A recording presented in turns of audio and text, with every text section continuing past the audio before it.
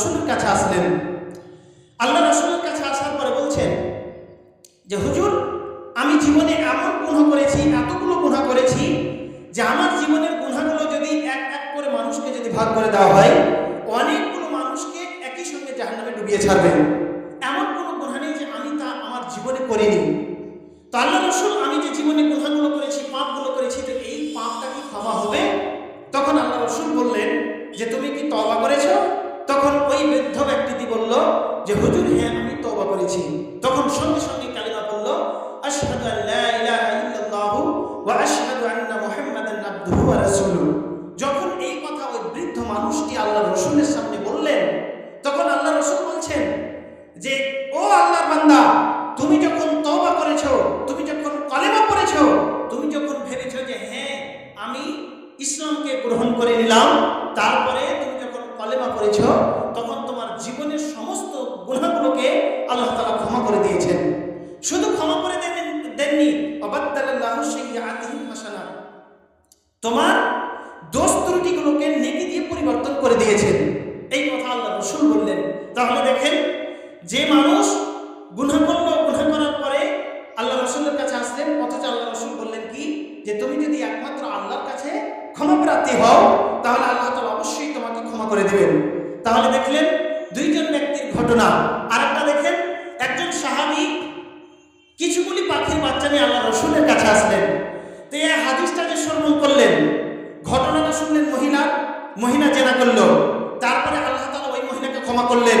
তাহলে আমরা মুসলমান, আজকে মানুষ এইখানে উপস্থিত আছি, তাহলে আমরা যদি পাপ করে থাকি জীবনে, তাহলে আল্লাহর কাছে যদি একমাত্র ক্ষমা প্রার্থী হই, তাহলে অবশ্যই আল্লাহ তাআলা আমাদেরকে ক্ষমা করবেন। তারপরে বৃদ্ধ মানুষ জীবনে অনেকগুলো গুনাহ করার পরে আল্লাহর কাছে আত্মসমর্পণ করলেন, আল্লাহ তাআলা ওই বৃদ্ধ মানুষকে ক্ষমা করে দিলেন। তারপরে দেখেন আল্লাহর কত দয়া, আল্লাহর কত রহমত, আল্লাহর কত দেখেন দয়াটা, রহমতটা কত বেশি। দেখেন একজন সাহাবী কিছুগুলি পাখির বাচ্চা নিয়ে আল্লাহ রসুলের কাছে আসলেন। আল্লাহ রসুল ঘরের মধ্যে প্রবেশ করে আছেন, সেই সমাজে কিছুগুলি পাখির বাচ্চা নিয়ে আল্লাহ রসুলের কাছে একজন বৃদ্ধ মানুষ আসলেন। তখন ওই বৃদ্ধ মানুষ একজন সাহাবী আসলেন, সাহাবীটিকে বলছেন যে ও সাহাবী, তুমি এই পাখির বাচ্চাগুলোকে এখানে আনলে কেন? তখন বলছেন যে হুজুর, এই পাখির বাসাটা ভেঙে গিয়েছিল, পাখিগুলোকে যখন আমি ধরছিলাম, হাতের মধ্যে যখন তুলছিলাম, পাখির বাচ্চাগুলোকে যখন আমি একসঙ্গে হাতের উপরে উঠাচ্ছিলাম, সেই সময়তে আমি দেখলাম পাখিটা নিজের জীবনের মায়া ত্যাগ করে আমার মাথার উপরে ঝাঁপিয়ে পড়ল। এইখানে এসেছি, এই ঘরের ভেতরে, এইখানে দেখেন ঘরের ভেতরে পাখিটাও এসে গেছে। তো আমি এটা আল্লাহর রাসূলকে দেখাতে এলাম যে হে আল্লাহর রাসূল, দেখেন সৃষ্টি জগতে সন্তানের প্রতি মায়ের কতখানি মায়া, কতখানি মহব্বত, কতখানি ভালোবাসা, এটা আমি আল্লাহর রাসূলকে দেখাতে এলাম। তখন আল্লাহর রাসূল বলছেন, ও সাহাবী, তুমি আমাকে দেখাতে এসেছো যে সৃষ্টি জগতে সন্তানের প্রতি কতখানি মায়া, সন্তানের প্রতি মায়ের কতখানি ভালোবাসা, মায়ের কতখানি মহব্বত, তুমি আমাকে সেটা দেখাতে এসেছো।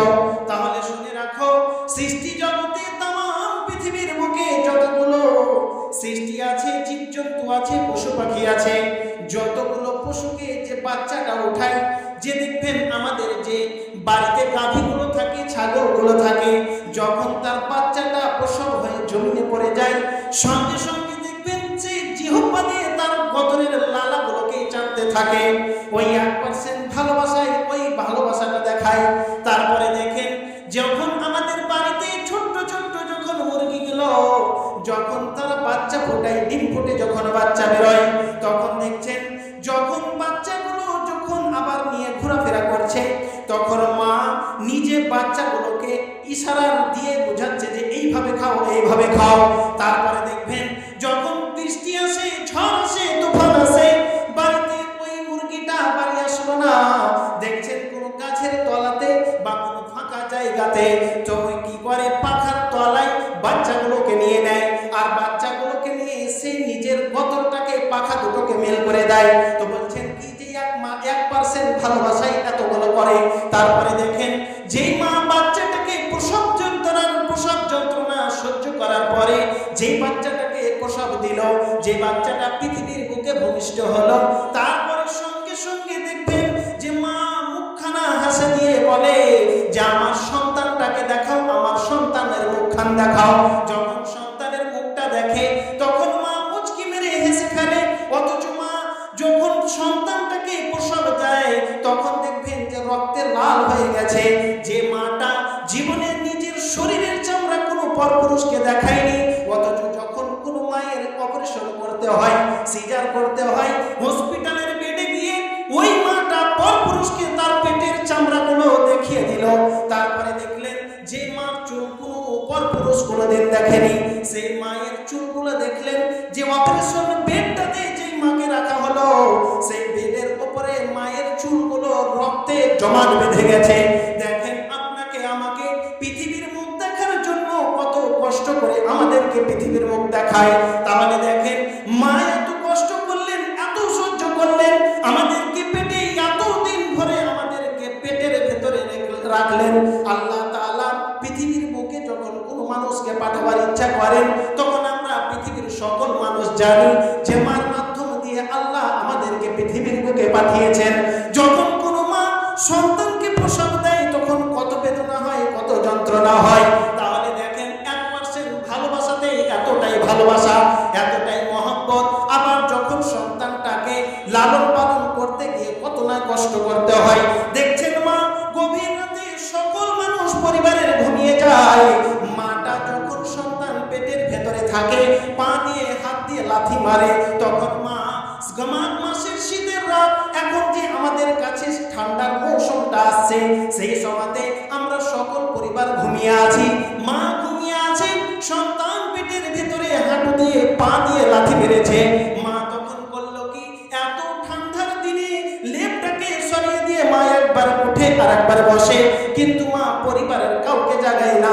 কত কষ্ট করে রাত্রের নিনকে আরাম করে দেওয়ার পরে সকাল বেলায় আবার সংসারে কাজ করার জন্য কেউ নাই, তখন মা আবার কি করে, সন্তানের জন্য, স্বামীর জন্য, সংসারের জন্য আবার রান্না বান্নার কাজে লিপ্ত হয়ে যায়। যখন মা আমার রান্না বান্নার কাজের জন্য গেল, রান্না বান্নার কাজ করতে করতে শেষ পর্যায়ে সকল পরিবারের সদস্যকে খাইয়ে দেওয়ার পর যখন মা এক প্লেট ভাত নিয়ে যখন খেতে বসেছে তখন সন্তান পেটের ভেতরে আবার নড়াচড়া করে উঠেছে। মা তখন আর খাবারটাকে ভেতরে ঠেলতে পারল না, মা তখন খাবারের প্লেটটাকে সরিয়ে দিয়ে ছেড়ে দিল। মা তখন উঠে গেল।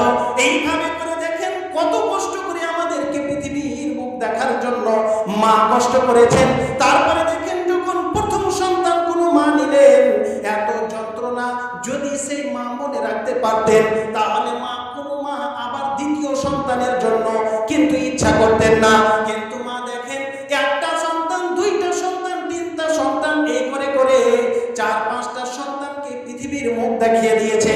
তাহলে দেখেন যেই মা আমাদেরকে এত কষ্ট করে পৃথিবীর মুখ দেখালো, ওই মাকে ভালোবাসে, মা যে ভালোবাসে সন্তানকে, তো ওই 1% ভালোবাসাই কিন্তু ভালোবাসে। ওই জন্য সাহাবীকে বললেন, ও সাহাবী তুমি শুনে রাখো, আল্লাহ সৃষ্টির জগতে যতগুলো ভালোবাসা ছড়িয়ে দিয়েছেন, যতটা মহব্বত ছড়িয়ে দিয়েছেন, 1% ভালোবাসা ছড়িয়ে দিয়েছেন, 100 ভাগে বিভক্ত করেছেন।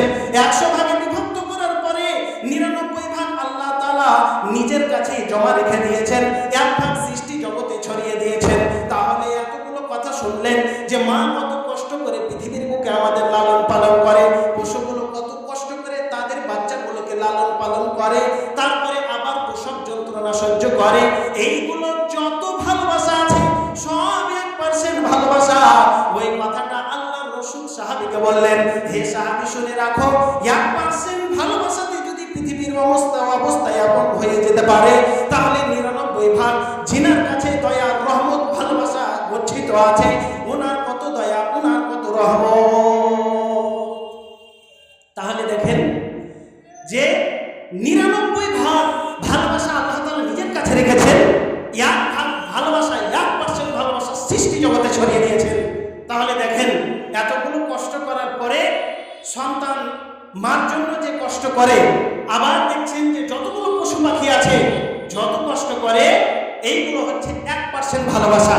তাহলে 99% ভালোবাসা জিনার কাছে, তিনার কত দয়া, তিনার কত রহমত হতে পারে, তিনার কত ভালোবাসা হতে পারে। তাহলে 99 ভাগ আল্লাহ তাআলা নিজের কাছে রেখে দিয়েছেন, 1 ভাগ তিনি সৃষ্টি জগতে ছড়িয়ে দিয়েছেন। তারপরে আল্লাহ তাআলা কি বলছেন দেখেন, যে মানুষ আমি তোমাকে কিভাবে বানালাম তুমি দেখো, মানুষ তোমাকে আমি কিভাবে বানালাম তুমি দেখো। যখন তুমি মায়ের গর্ভের ভেতরে তোমাকে এক ফোঁটা পানি দিয়ে আমি কি করলাম, ওই রক্তটাকে আমি রক্তের পিণ্ডের আকারে পরিবর্তন করে দিলাম। ওই রক্তের পিণ্ডের আকারে ওই রক্তটাকে আস্তে আস্তে করে আমি জমাটভাবে গোস্ত বানালাম। তারপরে কচি কচি হাত দিয়ে একটা বডি, একটি স্ট্রাকচার তৈরি করলাম। সুন্দর করে তোমার মায়ের পেটের ভেতরে আমি তোমাকে সৃষ্টি করলাম। দেখো এমন সুন্দর করে কভার করা প্যাকেটের ভেতরে তোমাকে তৈরি করা হলো, যেখানে কোনো রোগ পৌঁছতে পারবে না। এত সুন্দর করে আল্লাহ তাআলা মায়ের পেটের ভেতরে আমাদেরকে সৃষ্টি করলেন। দেখেন কত সুন্দর করে এক ফোঁটা নাপাক পানি ফোঁটাকে রক্তে পরিণত করলেন। তারপরে গোস্ত বানালেন, কচি কচি হাত দিয়ে একটা বডি, একটা স্ট্রাকচার তৈরি করলেন। তারপরে আমাদেরকে পৃথিবীর বুকে আল্লাহ তাআলা নিয়ে আসলেন। আল্লাহ তাআলা বলছেন যে পৃথিবীর বুকে আসার আগে যে তুমি মায়ের পেটে ছিলে, তোমার ভেতরে যখন রুহটা দেওয়া হলো, যখন তোমার ভেতরে খাবারের উদ্যোগ এলো, পৃথিবীর কোনো নেতা, ডাক্তার, বিজ্ঞান, চিকিৎসা মায়ের পেটের ভেতরে খাবারের সংযোগ করে দিতে পারে না। তুমি কি খাবে, তোমার খাবারের ব্যবস্থা আমি আল্লাহ রাব্বুল আলামিন করেছি। আল্লাহ বলছেন যে আমি তোমার মায়ের মাসিক অসুখটাকে বন্ধ করে দিয়ে তোমার মায়ের নাভির সাথে তারের মতো সংযোগ করে দিলাম। আর তোমার মায়ের রক্ত দিয়ে আমি তোমাকে তিলে তিলে বড় করলাম। তোমার মায়ের নাপাক রক্তে আমি মুখটা লাগালাম না, তোমার মুখটাকে পবিত্র রেখে দিলাম, যাতে করে তুমি পৃথিবীর বুকে আসার পরে তোমার পবিত্র বানানো মুখখানা দিয়ে তুমি আল্লাহর পবিত্র নামের জিকির করতে পারো। আমি তোমার পৃথিবীর বুকে আসার পূর্বে, পৃথিবীর বুকে আসার পূর্বে তোমার মায়ের পেটের ভেতরে তোমার বাবা, নেতা, ডাক্তার, বিজ্ঞান, চিকিৎসা কেউ তোমার পেটের ভেতরে খাবারের সংযোগ করে দিতে পারলো না। আমি আল্লাহ রাব্বুল আলামিন তোমার মায়ের পেটের ভেতরে খাবারের সংযোগ করে দিলাম। তারপরে যখন তুমি আসলে পৃথিবীর বুকে আসার পরে তোমার মুখে কান্না ছাড়া কোনো ভাষা নেই। তুমি যদি সেই সময় পায়খানার মধ্যে পড়ে গিয়ে, যদি তুমি বিছানার মধ্যে পড়ে গিয়ে ট্যাঁ ট্যাঁ করে কাঁদতে কাঁদতে যদি তোমার প্রাণটা বেরিয়ে যেত, তাহলে তুমি ওই অবস্থায় মারা যেতে। তোমার মুখে কান্না ছাড়া কোনো ভাষা ছিল না। আমি আল্লাহ রাব্বুল আলামিন আমি তোমাকে কত সুন্দর করে সৃষ্টি করলাম। তারপরে তোমার মায়ের অন্তরের মধ্যে, দিলের মধ্যে একটা পয়দা মানে এমন ভাবে আমি মহব্বত তৈরি করে দিলাম, যাতে করে তুমি যখন কন্দন করো তখন তোমার মা তোমার হাজার সংসারের কাজ ফেলে দিয়ে তোমার মা এসে তোমাকে কোলে তুলে নেয়। তুমি কি খাবে, তোমার মা সংসারের কাজে ব্যস্ত আছে, তোমার জন্য খাবার কেউ তৈরি করেনি। তখন আল্লাহ বলছেন তুমি পৃথিবীর আসার পূর্বে, পৃথিবীতে আসার পূর্বে 6 মাস আগে আমি তোমার মায়ের বুকের উপরে তোমার জন্য খাবার আমি গরম করে রিজার্ভ করে রেখে দিয়েছি। আমি হচ্ছি তোমার প্রভু, আমি হচ্ছি তোমার রব। এর জন্য আল্লাহ তাআলা বলছেন কুল ইয়া ইবাদিয়াল্লাযী আশরাফু আলা আনফুসিহিম লা তাকনাতু মির রাহমাতিল্লাহ। হে নবী তুমি বলে দাও, হে নবী তুমি বলে দাও আমার এই কথা, যে হে বান্দারা তোমরা যতগুলো মানুষ, যে সকল মানুষ তোমরা নিজেদের প্রতি অন্যায় করেছো, নিজেদের প্রতি অবিচার করেছো, তোমরা কখনোই আল্লাহর রহমত থেকে নিরাশা হয়ে যেও না। আল্লাহর রহমত থেকে নিরাশা হয়ে যেও না। আল্লাহ তোমাদের সকল পাপ ক্ষমা করে দিবেন। নিশ্চয় আল্লাহ ক্ষমাশীল এবং দয়াবান। তাহলে এখন আমরা এতগুলো কথা শুনলাম, বক্তা এসে উপস্থিত হয়ে গেছেন, সময় খুব অল্প। তো আমি হাদিসগুলো বললাম যে আল্লাহর রহমত থেকে আমাদেরকে নিরাশা হয়ে যেতে হবে না। আমরা যদি আল্লাহর কাছে ক্ষমা প্রার্থী হই, নিজের জীবনটাকে যদি আমরা আল্লাহর কাছে সমর্পণ করে দিই, তাহলে অবশ্যই আল্লাহ তাআলা আমাদেরকে ক্ষমার দৃষ্টিতে দেখবেন। তাহলে পৃথিবীর বুকে আমরা কেউ থাকার জন্য আসিনি, আমরা মানুষ পৃথিবী থেকে আমরা অন্ধকার নিরন্ন করে চলে যাওয়ার জন্য এসেছি। তো ওই জন্য কবি বলছেন মাটির দেহ মাটি খাবে, কিসের কর বাসনা, জীবন চিরাগ্নি দিয়ে যাবে, আশা মিটবে না, জীবন প্রদীপ নিভিয়ে যাবে, আশা মিটবে না। মাটির দেহ মাটি খাবে, কিসের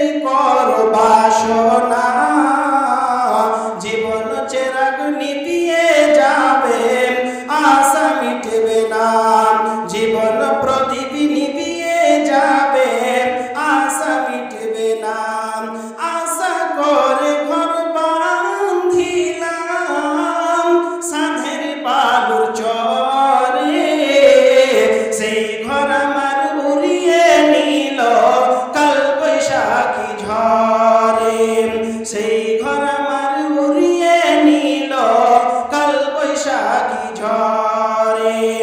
আসলে সবই ফাঁকি, কবর তোমার ঠিকানা, জীবন চিরাগ নিভিয়ে যাবে, আশা মিটবে না। জীবন প্রদীপ নিভিয়ে যাবে, আশা মিটবে না।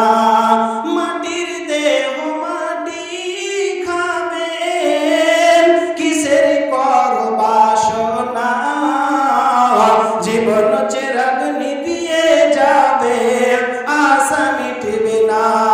জীবন প্রদীপ নিভিয়ে যাবে, আশা মিটবে না। কত মানুষ এসেছিল এই নাশাদের ভবে, একে এক চলিয়া গেল সব কিছু ফেলে। আমাকেও তো যেতে হবে, রিহাই পাওয়া যাবে না। জীবন প্রদীপ নিভিয়ে যাবে, আশা মিটবে না। জীবন চিরাগ নিভিয়ে যাবে, আশা মিটবে না। বাড়ি বাড়ি করো তুমি, এই বাড়ি তো তোমার নয়। আসল বাড়ি যেতে হবে কাঠের গাড়ি করিয়া।